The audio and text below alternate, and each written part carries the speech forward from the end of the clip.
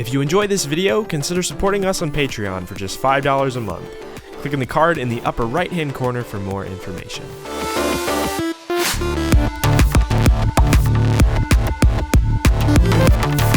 Hey guys, this is Julian of Julian Gray Media. The last few weeks I've been doing some light and visual design for an upcoming project I'm working on.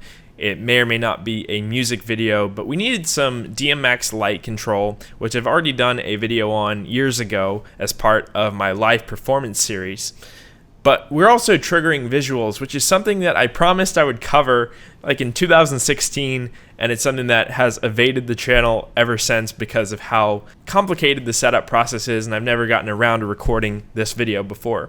So if you are a performer in Ableton Live like me, or if you want to program some visuals to trigger according to a song that's in Ableton, if you want to incorporate triggering visuals into your live sets, this is the video for you. So before we get started, this is a process that involves two programs, neither of which are cheap. We have Ableton Live and Resolume. These are industry standard programs. There is other stuff that works, but I am just very familiar with these programs. I'm sure that you can take some of the knowledge from this video and apply it to other things. You can also trigger visuals straight out of Ableton. I don't advise it because Ableton is not exactly an optimized video engine, but if you're in a pinch, you can actually make it work if you feel so inclined and can't afford Resolume. But in this video, we're going to be linking Ableton Live 11 with Resolume Arena 7 to trigger visuals in Arena based on our Ableton Live performance sets. So without any further ado, let's get started. So before we get started, there's a handful of things you're going to need to get this to work.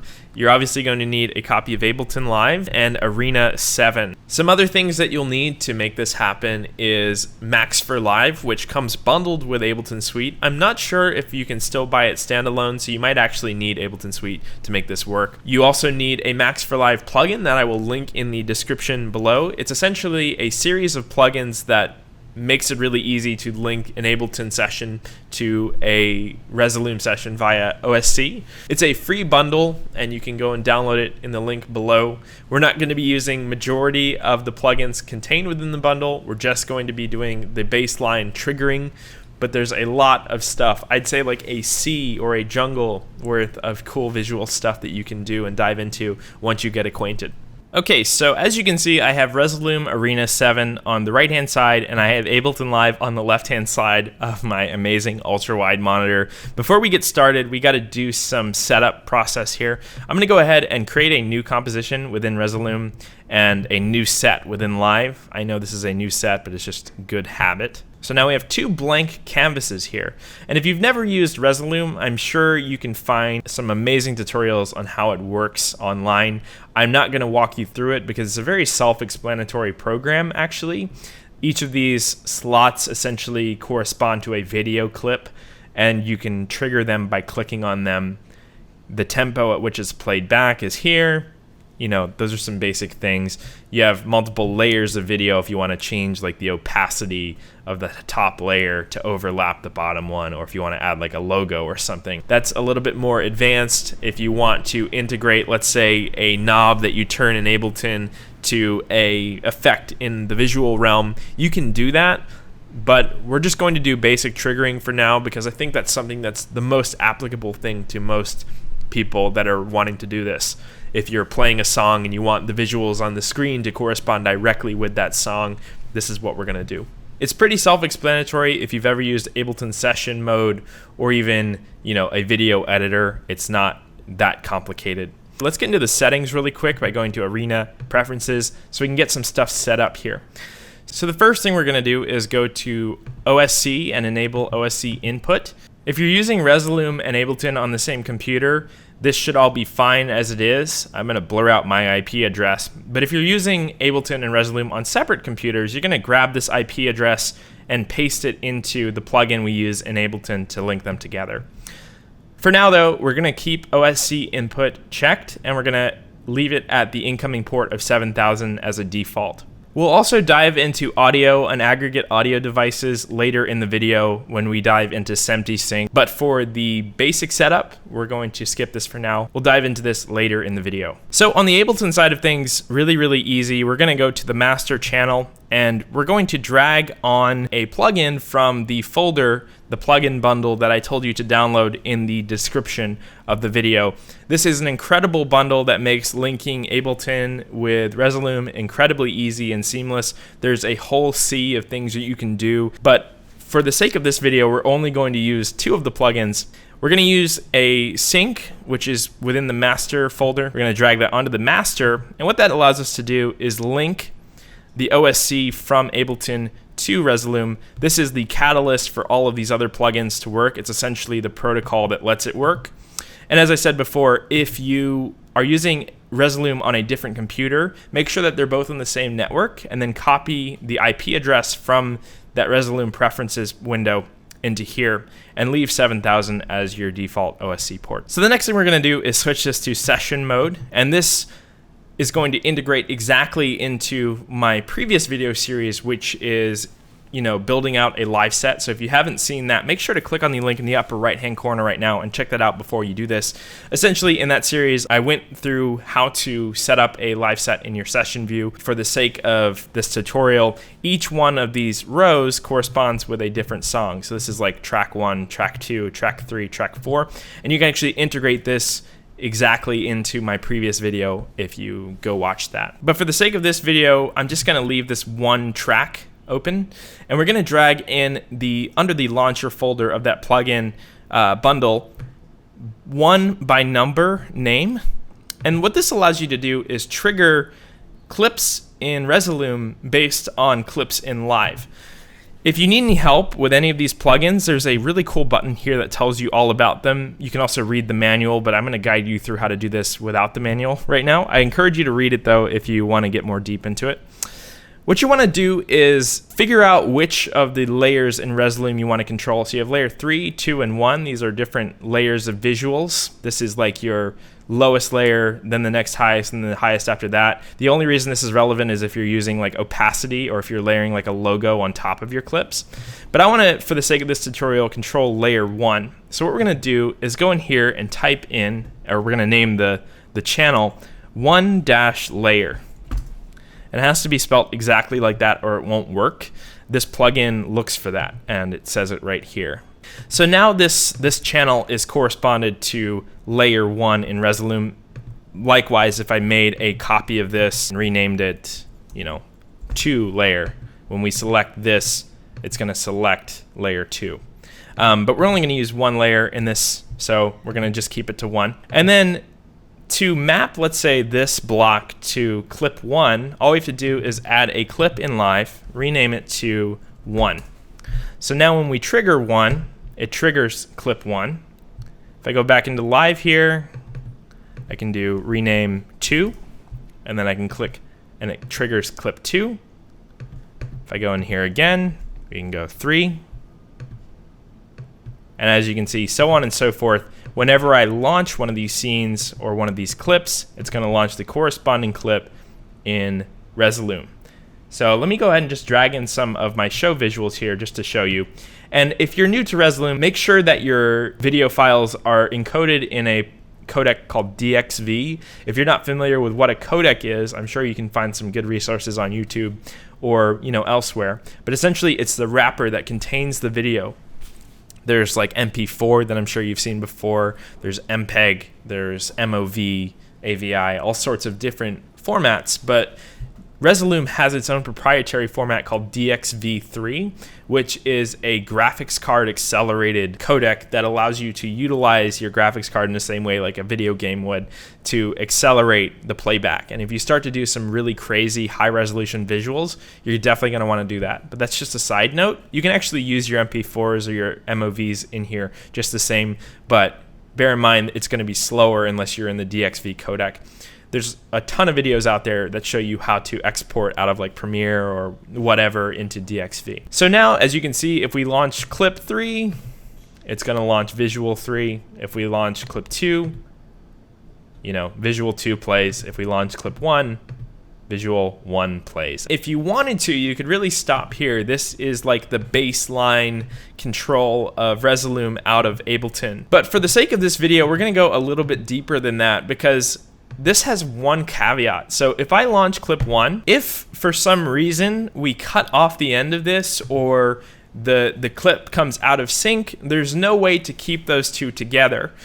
This is essentially just a trigger. It's essentially us clicking one of these. But it doesn't actually link the audio and the visual together in real time.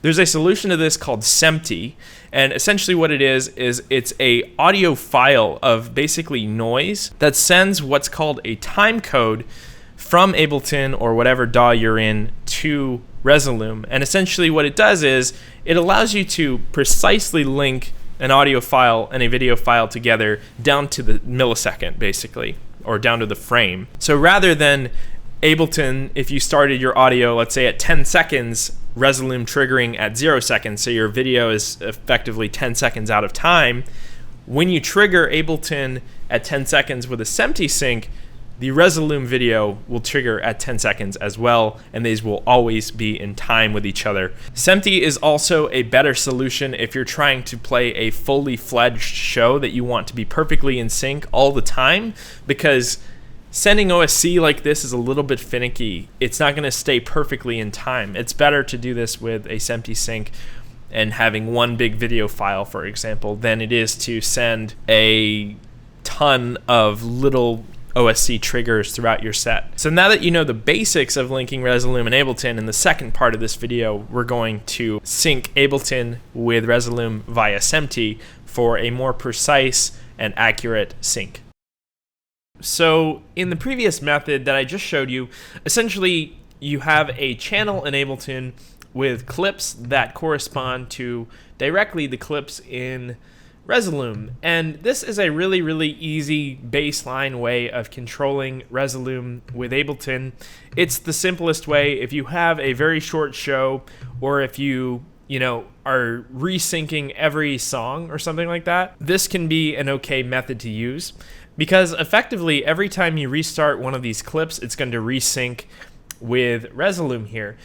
The problem with this is that if you have any sort of audio discrepancy between the Ableton session and then maybe like the video playback, let's say you have a hiccup in your audio or your first song goes slightly over time, you're relying on another clip to trigger to resync that audio rather than it just being always in perfect tandem with one another. And that's what SMPTE allows us to do. So to do this, we have one other thing we're going to need, and then we're going to need one other program as well. The first thing you're going to need is a SMPTE signal. So SMPTE, like I described earlier, is a audio file basically of noise. It's basically data signal that allows one application on the receiving end to detect what time in the timeline the first application is in. And this is always, to a perfect tandem. There's no sort of like reliance on a activate the clip at the start, play it to the end, activate the clip at the start, play it to the end.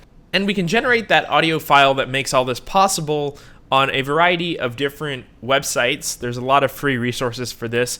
I like to use ELTC, or LTC essentially, spelt out. I'll include the link to this in the description as well.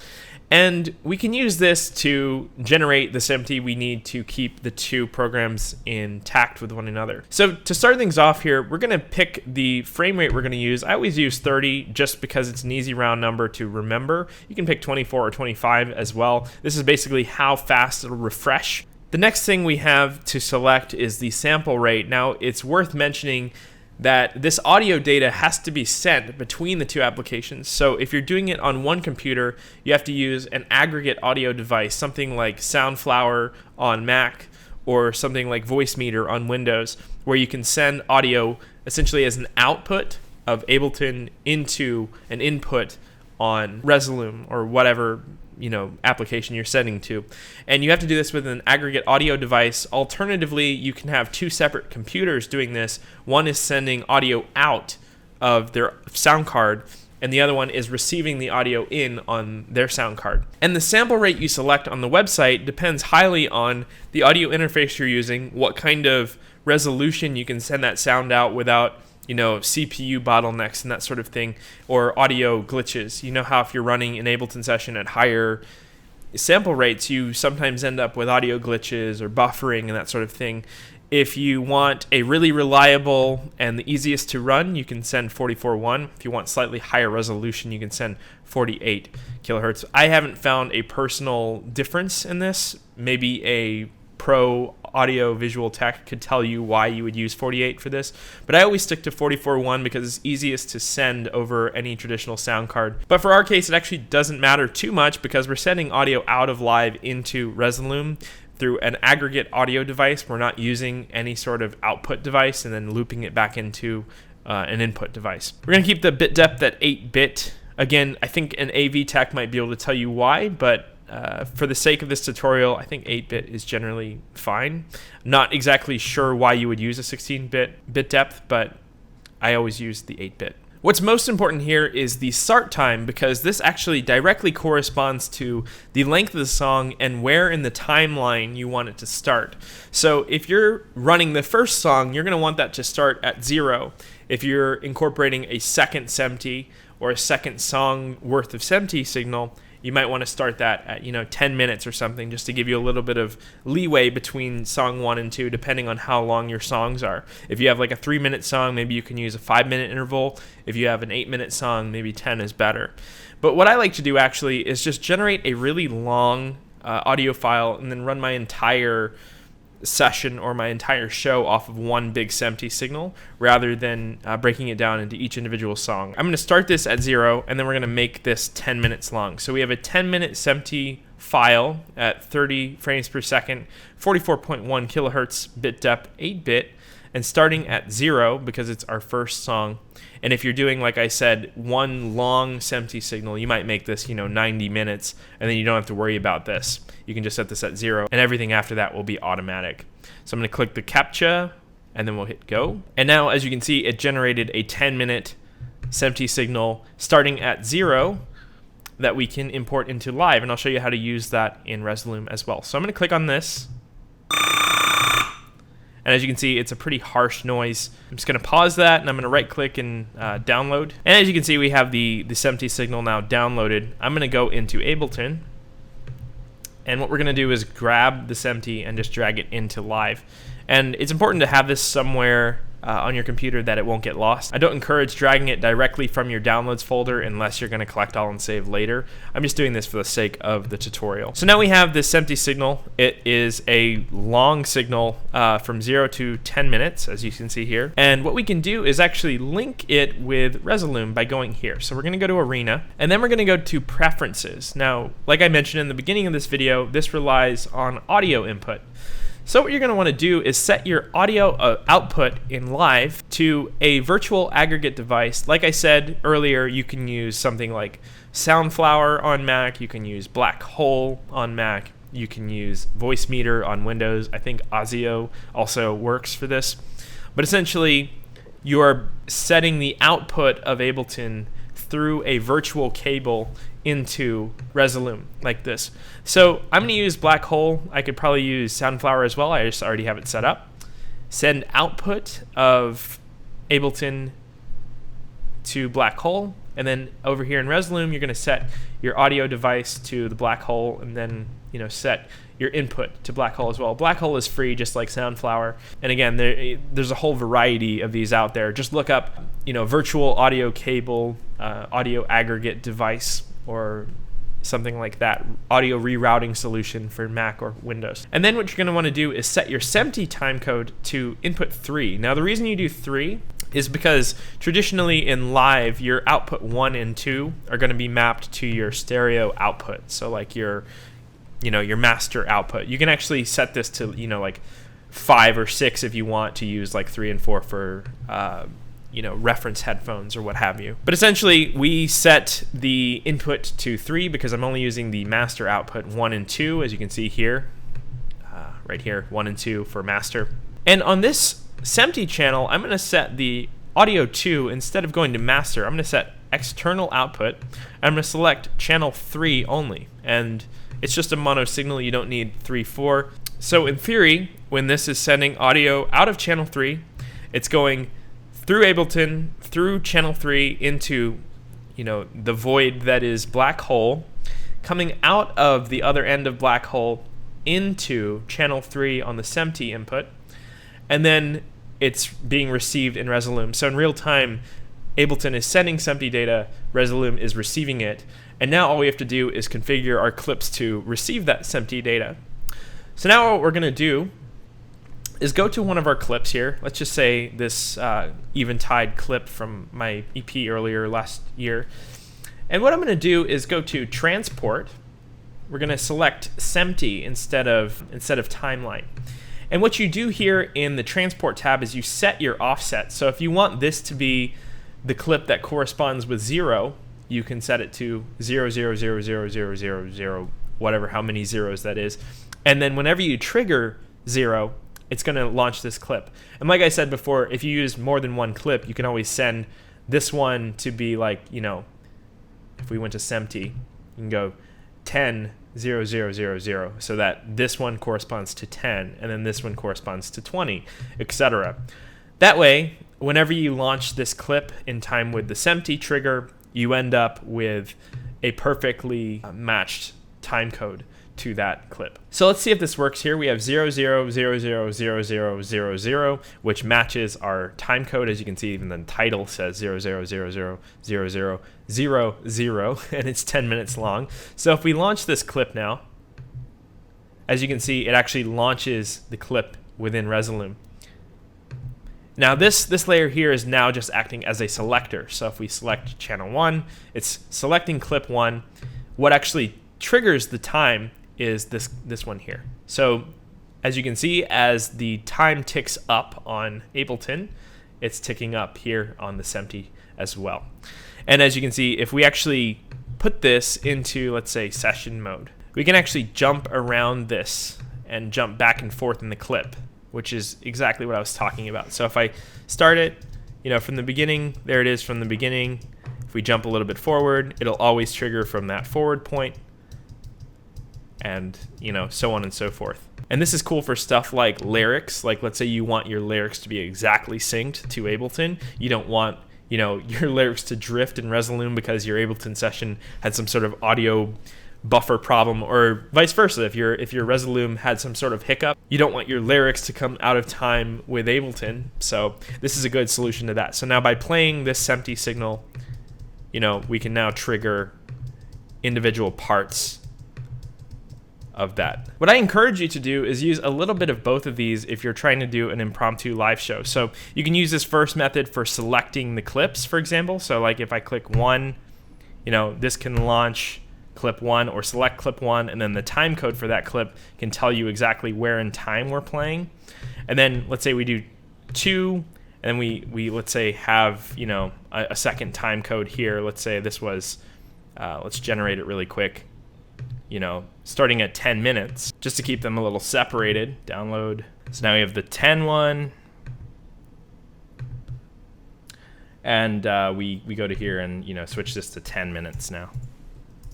Now we can use the OSC to launch the clip that we want to select, and then we use the time code to tell us where in the clip we want to play from. So if we launch here, that's awesome. We launched clip 1, and we get our time code data based on this guy.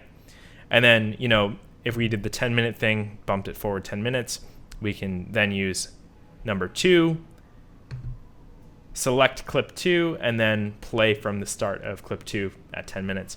And this is powerful because, as you know, if you've ever played an Ableton set, or if you watched my previous series on building a set, oftentimes you'll use multiple different layers for the same track. So let's say that this first one here would be like your intro, and then the second one would be your drop, for example. And obviously the visuals don't correspond directly between these two, but it might use the same clip. So like, let's say this clip is my song Cloud Generator.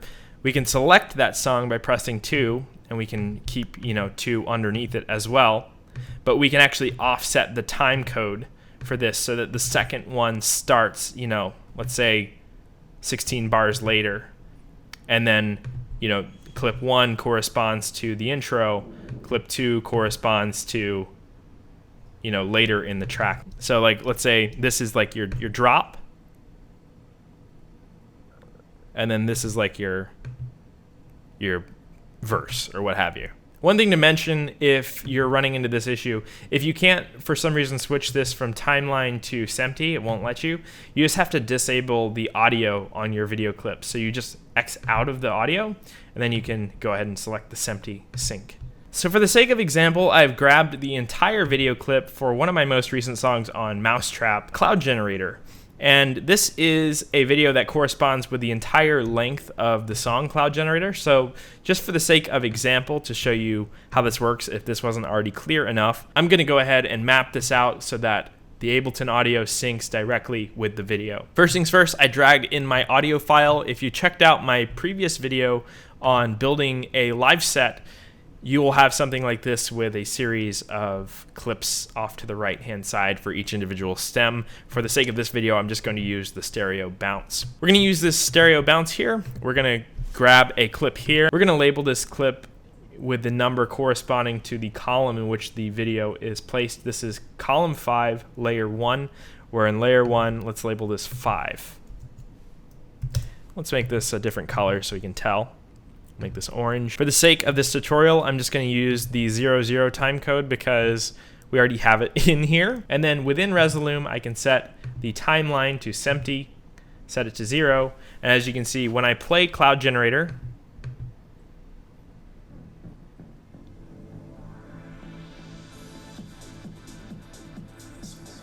matches up perfectly with the video.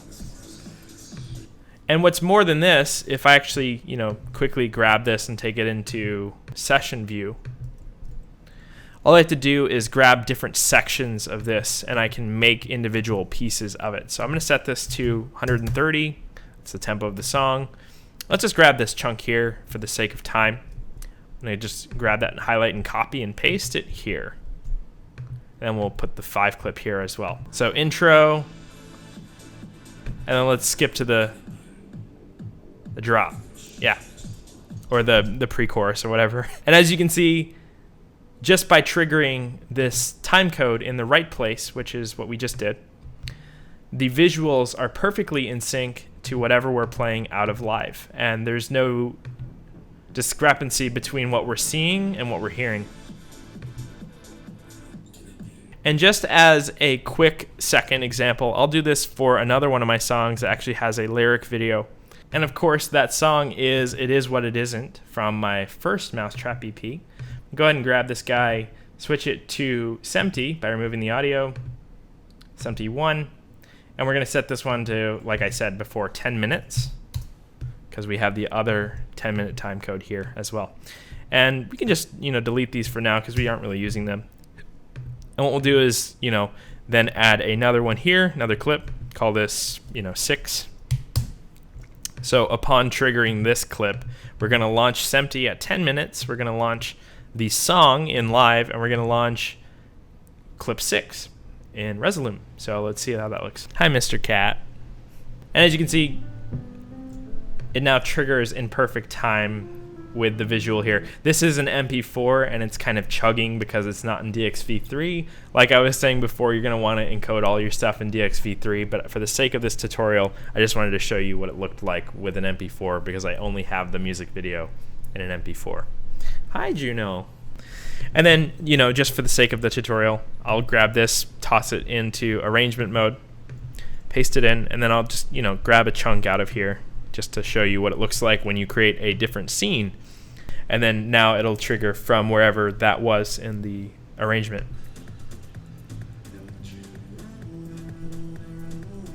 As you can see, the lyrics are now perfectly matched. I promise the frame rate problem with the video is because it's encoded in MP4 and not to do with the link between this one and this one, or Resolume and Ableton. But that should be a pretty straightforward rundown on how to do this. There's the simple method with just the OSC trigger, and essentially what that does is, triggers the clip when you start the audio. It's a little bit unreliable, but it works. And then you can also do the SMPTE version where you have this redundancy of if anything gets out of sync, whether it be video or audio, those two will catch up with each other and immediately lock back in in perfect tandem. So that's how you do it. That's how you link Ableton with Resolume. If you want a more in-depth video on how to do this over 2 computers, if you're really interested in that, let me know in the comment section below and I'll be willing to do that. So I hope you enjoyed this video. If you did, give it a thumbs up and let me know in the comment section below what kind of videos you want me to do next. If you enjoyed it a lot, make sure to subscribe and consider supporting on Patreon. There's a lot of awesome perks, including a exclusive Discord channel, roles, and my discography download. So if you want any of that stuff, go check out Julian Gray on Patreon. I am Julian of Julian Gray Media, and I will talk to you guys in the next video. Bye-bye.